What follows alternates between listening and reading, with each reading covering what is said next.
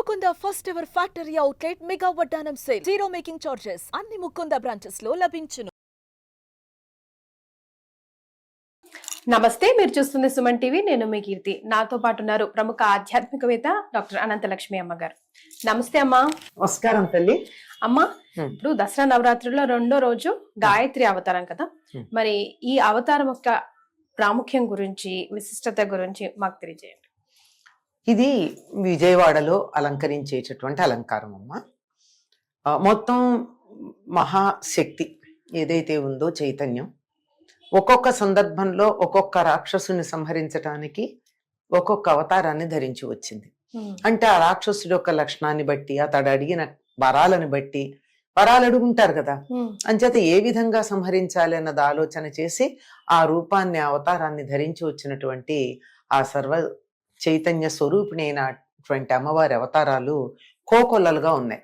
వాటిల్లో ప్రధానంగా కొన్నింటిని గ్రహించి ఒక్కొక్క దేవాలయంలోనూ ఒక్కొక్క అవతార క్రమంలో చేస్తూ ఉంటారు. చివరి కొన్ని అన్ని ఆలయాల్లోనూ సమానంగానే ఉన్నా తరచుగా తేడా ఉంటాయి. విజయవాడలో కనకదుర్గాదేవికి ఈ రెండవ నాడు గాయత్రీ మాత అలంకారాన్ని చేస్తారు. ధ్యేయ సదా సవితృమండల మధ్యవర్తి నారాయణ సరసిజాసన సన్నివిష్ట కేయూరవాన్ మకర కుండలవాన్ కిరీటీ హారీ హిరణ్మయ వపుద్ధృత శంఖ చక్ర అని గాయత్రీ దేవిని గురించి ప్రతిరోజు సంధ్యావందనం చేసేటటువంటి వారందరూ త్రికాలాలలోన ఉండి ప్రార్థిస్తారు. ఈ గాయత్రీ మాత ప్రాతకాలంలో గాయత్రిగాను, మధ్యాహ్నం సావిత్రిగాను, సాయం సంధ్యా సమయంలో సరస్వతిగాను ఉంటుంది. అంటే 3 సంధ్యా సమయాలు. 4వ సంధ్యా సమయం గృహస్థులు ఎవరూ చెయ్యరు. 4వ సంధ్యా సమయం అర్ధరాత్రి 12 గంటలకి. అది గృహస్థులు వాడేటటువంటిది కాదు. ఉదయ సంధ్య సన్యాసులు, ఉదయ సంధ్య, మధ్యాహ్న సంధ్య, సాయం సంధ్య. ఉదయమేమో ఆ తల్లి గాయత్రి, మధ్యాహ్నం సావిత్రి, సాయంకాలం సరస్వతి. 3 కూడా గాయత్రీ దేవి యొక్క 3 రూపాలుగా, 3 భిన్నమైనటువంటి శక్తులుగా చెప్పబడుతూ ఉంటారు.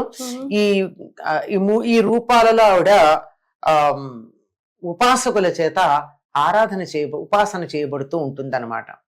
ఈ గాయత్రీదేవి యొక్క శిరస్సు నందు బ్రహ్మ, హృదయంలో విష్ణువు, శిఖ పైన రుద్రుడు ఉంటారని చెప్తారు. అంటే ఒక గాయత్రి ఉపాసన గనక చేసినట్టయితే బ్రహ్మ విష్ణు మహేశ్వరులు ముగ్గురిని కూడా ఆరాధన చేసినటువంటి ఫలితం ఉంటుంది. ఈవిడికి 5 ముఖాలు ఉన్నాయి అంటారు. ముక్త, విద్రుమ, హేమ, నీల, ధవళ, ఛాయ. 3 ముఖాలు. 3 కాదమ్మా, 5 రంగులు.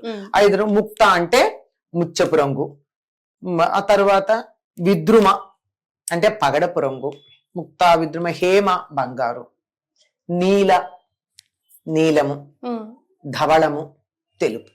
5 రంగుల ముఖాలతో ఆవిడ ప్రకాశిస్తూ ఉంటుంది. గాయత్రీదేవికి 5 ముఖాలు ఉన్నట్టుగా మనం చూస్తూ ఉంటాం. ఈవిడ ఎలా ఉంటుంది అంటే 5 ముఖాలు కలిగి ఉండి శంఖం, చక్రం, గద, అంకుశం అనేటటువంటి 4 ఆయుధాలను చేతుల్లో ధరించుంటుంది. శంఖం, చక్ర, గద వరుసగా చెప్పుకున్నాం కదా. పాశ, అంకుశాలు, పాశం కూడా ఉంది. వీటిని ధరించి ఆ గాయత్రీదేవి రూపం మనకి దర్శనమిస్తూ ఉంటుంది. గాయత్రిని వేదమాతగా చెప్తారు. వేదాధ్యయనం చేయడానికి ప్రధానమైనటువంటిది గాయత్రి మంత్ర ఉపదేశం. ఓం భూర్భువః స్వః. అది అవునమ్మా. అది 24 బీజాక్షరాలతో ఉంటుంది. ధియోయోన ప్రచోదయాత్ అని చెప్పేటటువంటి తప్ప ముందు చెప్పినటువంటివన్నీ వ్యాహృతులు. వాటికి ఏమర్థం ఉంది అంటే మంత్రశాస్త్రపరమైనటువంటి అర్థమే ఉంది. నిజానికి గాయత్రిగా మనం ఆరాధించేటటువంటి దాంట్లో ఏ దేవత గురించి చెప్పుంది? ప్రార్థనలో అయితే చెప్పాం గాని ఈ గాయత్రి ముక్తా విద్రుమహే మనీల ధవళ ఛాయ అనే గాయత్రి రూపాన్ని అక్కడ వర్ణించాం గాని మంత్రంలో ఏమీ లేదని బీజాక్షరాలే. ఒక్కొక్క బీజాక్షరం ఒక్కొక్క దైవానికి సంబంధించిందని మొత్తం మన శరీరంలో ఉండేటటువంటి దేవతలందరినీ మనం ఒక్కసారి గుర్తు చేసుకుని ఆరాధించుకుంటూ వాళ్ళని ఏం చెప్తున్నాం? యో నః ప్రచోదయాత్, మమ్మల్ని చక్కగా ప్రచోదన చేయుగా, ప్రచోదన మగుగాక. అంటే ఈ దేవతాశక్తులు ఏవైతే మన శరీరంలో ఉన్నాయో అవి వాటితో పాటుగా నా బుద్ధి ప్రచోదనమగుగాక అని చెప్తాను. ఇందులో ఈ దేవుడి పేరేం లేదు.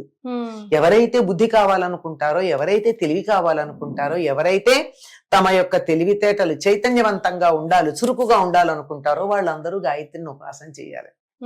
ఇది ఒక మతానికి సంబంధించింది అనే పొరపాటు పడడం వల్ల చాలా ప్రమాదాలు ఉన్నాయి. కానీ దానిలోని జాగ్రత్తగా గమనించుకుని ఎవరికైతే బుద్ధి కావాలో వారందరూ దీనిని ఆరాధించవలసినది అని చెప్పేటటువంటిది. ఈ గాయత్రి అనేటటువంటి మాటకి గాతారం త్రాయతి, ఇది గాయత్రి పాడేటటువంటి వారిని రక్షించేది అని అర్థం. ఈ గాయత్రి మంత్రం యొక్క సూక్ష్మ రూపం ఏమిటంటే ఓంకారంగా చెప్తారు. ఓంకారం మనలో నడుస్తున్నంతసేపు మనం రక్షించబడుతూ ఉంటాం. ఏమిటి ఓంకారం అంటే మనలో ఉచ్ఛ్వాస నిశ్వాసాలే ఓంకార స్వరూపంగా ఉంటాయి అని. అటువంటి గాయత్రి పరమం మంత్రం, గాయత్రిని మించినటువంటి మంత్రం మరొకటి లేదని చెప్పారు. మంత్రరాజంగా చెప్తారు. నమాతు పరదైవతం, తల్లిని మించినటువంటి దైవం గాని గాయత్రిని మించినటువంటి మంత్రం గాని లేదని మనకి చెప్పడం జరుగుతూ ఉంటుంది. అటువంటి గాయత్రి రూపంలో రెండవ నాడు అమ్మవారి యొక్క చైతన్యాన్ని ఈ అలంకారంతో, ఈ రూపంతో ఆరాధించడం అనేది విజయవాడ కనకదుర్గ అవతారాల్లో మనకి రూపకల్పన చేసి మన కళ్ళ ముందు ఉంచటం జరుగుతుంది. ఈ గాయత్రి దేవి కిందాక మీరు అన్నారే ఓం భూర్భువ స్వహ అని చెప్పి ఆ మంత్రాన్ని దర్శించినటువంటి ఆయన ఎవరయ్య అంటే విశ్వామిత్రుడు. విశ్వామిత్రో ఋషి అనే విశ్వామిత్రుడు ఈ మంత్రాన్ని దర్శించినటువంటి వాడు కనుక అందరికీ కూడా ఇది ఉపాస్య దైవంగా చెప్పబడుతూ ఉంటుంది. ఏది చెయ్యాలన్నా, ఏ ఉపాసన చెయ్యాలన్నా, ఏ మంత్రాన్ని పఠించాలన్నా, ఏ వేదాధ్యయనం లాంటివి ఏం చెయ్యాలన్నా కూడా మనలో ఈ గాయత్రి శక్తిని ఆవాహన చేసుకుని చేస్తారు. చెప్పాను కదా, పాడేటటువంటి వాళ్ళని రక్షించేది అంటే మనలో ఉచ్ఛ్వాస నిశ్వాసాలు చక్కగా జరుగుతూ ఓంకారం అనేది నిరంతరం బాగా జరిగేటట్టుగా చేసేటటువంటి శక్తి ఈ గాయత్రి. ఈ గాయత్రీ దేవిని ఆరాధించితేనే మనకి మిగిలినటువంటివన్నీ కూడా మంత్రాలు చదివేటటువంటి ధ్యానం చేసేటటువంటి శక్తి లభ్యమవుతూ ఉంటుంది. నిజంగా గమనించినట్టయితే ఈ గాయత్రి మంత్రం ఇందాక నేను చెప్పానే బీజాక్షరాలు ఉన్నాయి, ఇవన్నీ మనలోనే శరీరంలో ఉన్న దేవతా శక్తులు అని చెప్పుకున్నాం కదా. అది ఎక్కడ మనం నిత్యం దాన్ని ఎలా అభ్యాసం చేస్తామంటే దేవుడికి నివేదన చేసేటప్పుడు ఈ మంత్రంతోనే నివేదన చేస్తాం. అంటే ఎక్కడ పడితే అక్కడ, ఎప్పుడు పడితే అప్పుడు కూడా జపిస్తూ, అంటే కొన్నిసార్లు ఇప్పుడు ఆఫీస్ లో ఖాళీ కూర్చున్నాం కదమ్మా, అప్పుడు మనం అంటూ ఉంటాం కొన్ని మంత్రాలు, గణపతి నమః అట్లా అనుకుంటాం. కానీ గాయత్రి మంత్రం అట్లా అనకూడదమ్మా. చాలా శక్తివంతమైంది, చాలా శక్తివంతమైంది. దాన్ని ఎక్కడ పడితే అక్కడ వాడతారా? వాడకూడదు. దానికి ఒక ఇన్సులేషన్ లేదే వైర్, ఎలక్ట్రిసిటీ వైర్ ఎంత జాగ్రత్తగా ఉండాలి, ఇన్సులేషన్ లేకుండా దాన్ని ముట్టుకోకూడదు కదా. కనుక దానికి సంబంధించిన నియమాలు పాటించుకుంటూ, నిజం చెప్పాలంటే మీరు ఇందాక అన్నారు ఎక్కడ పడితే అక్కడ అనడమే, ఉచ్చరించటమే కాదమ్మా, ఎప్పుడు పడితే అప్పుడు అనకూడదు. దానికి సమయం కూడా ఉంది. ఎప్పుడు పడితే ఇప్పుడు చేస్తాను నేను అంటే కుదరదు.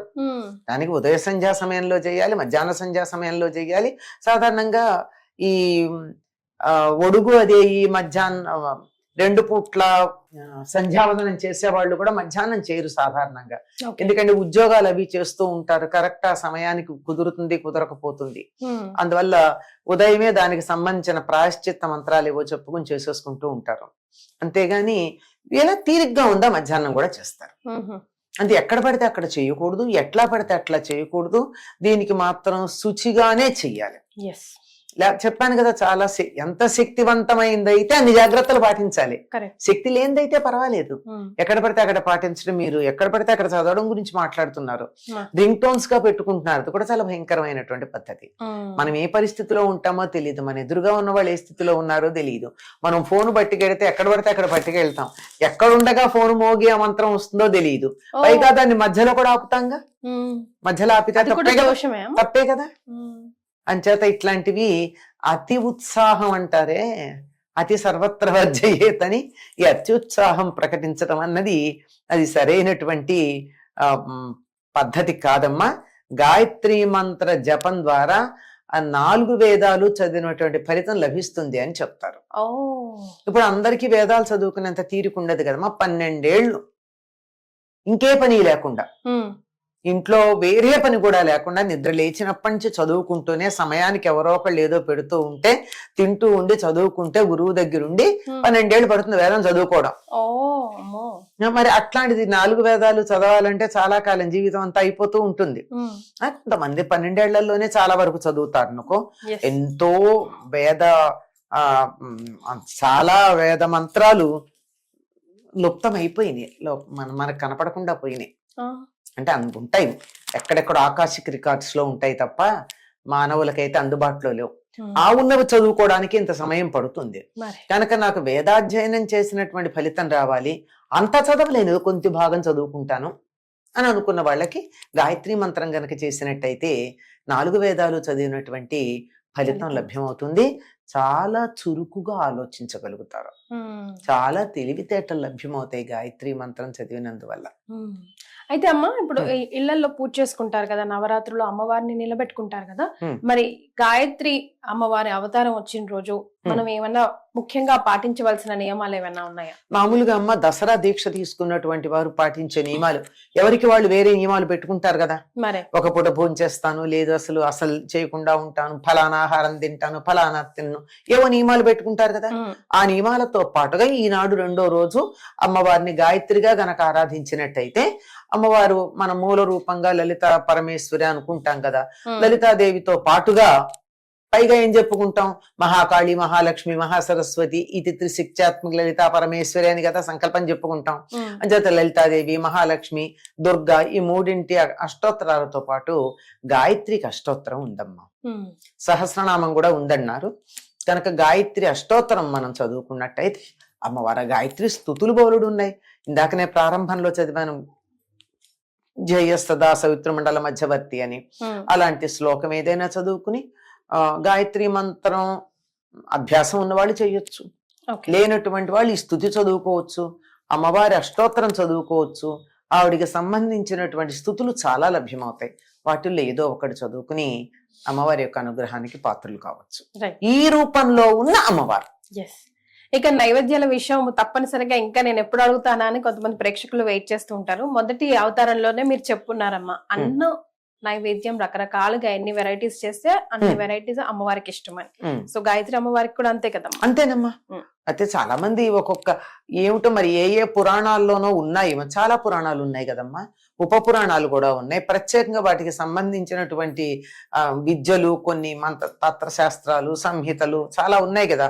వాటిల్లో ఎక్కడన్నా ఏమో అని చెప్పి ఉంటారేమో, లేకపోతే మరి ప్రమాణం లేకుండా చెప్పరని అనుకుంటున్నాను. ఆ దేన్ని బట్టి చెప్పారో తెలియదు కానీ కొన్ని రకాల నైవేద్యాలు పెట్టాలి అని చెప్తూ ఉంటారు.